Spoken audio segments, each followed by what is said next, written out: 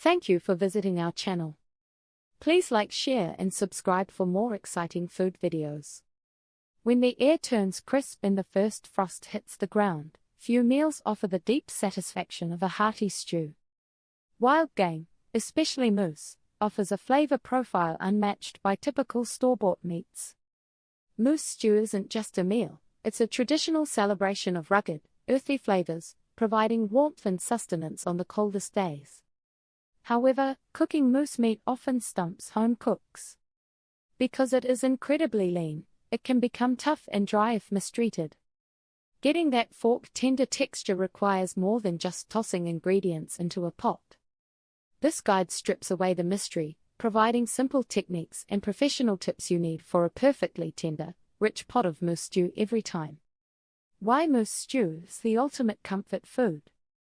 Moose meat provides a distinct flavor that elevates a standard stew into something truly memorable. Unlike beef or chicken, wild game carries a depth of flavor that reflects the animal's natural diet. This deep, earthen note holds up exceptionally well to the long, slow cooking required for a perfect stew. Its lean nature is a significant advantage. Moose contains much less fat than domestic meat, making it a healthier option without sacrificing richness.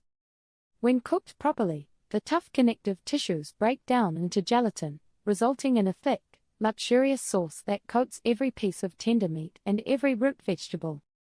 This process transforms what might otherwise be chewy scraps into melt-in-your-mouth goodness. What does moose taste like, really?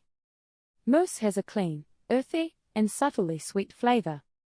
Many people expect a strong gamey taste, but this is usually milder and cleaner than venison. The flavor intensity often depends on the season and the animal's forage. Since moose is very lean, its natural flavors shine through easily. This meat loves robust pairings. It pairs wonderfully with classic stew components like aromatic vegetables, dried herbs, thyme, rosemary, bay leaf, and even a splash of red wine. These bold seasonings complement the moose without overwhelming its unique character. Choosing the best cut of moose meat for stew. The best cuts for stew are the ones you usually avoid for steaks, the heavily worked muscles. These tougher pieces contain a high amount of collagen, which is exactly what we want.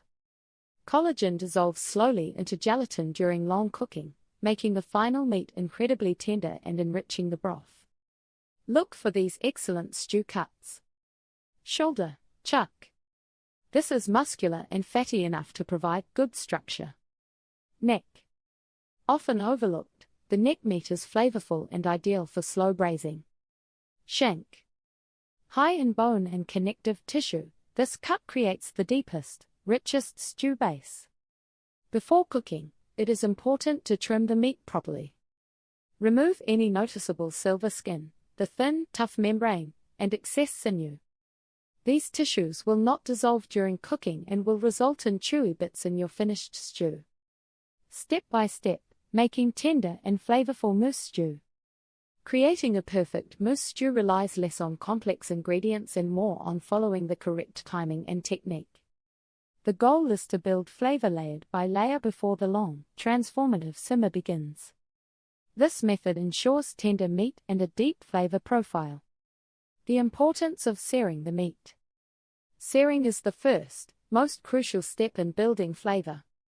This quick, high-heat browning process, known as the Maillard reaction, creates hundreds of new flavor compounds that simply cannot be achieved in a boiled environment.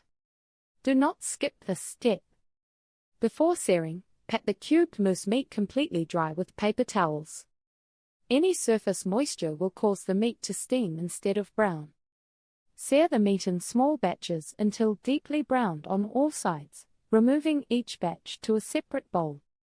Overcrowding the pot drops the temperature too quickly and leads to steaming, which prevents proper searing.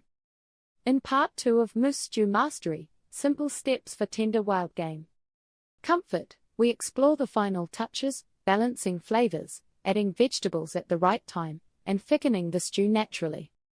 From searing to slow simmering, every step brings you closer to that perfect fork tender bite. Stay tuned for Part 2. Thank you for watching. Please remember to like, share and subscribe.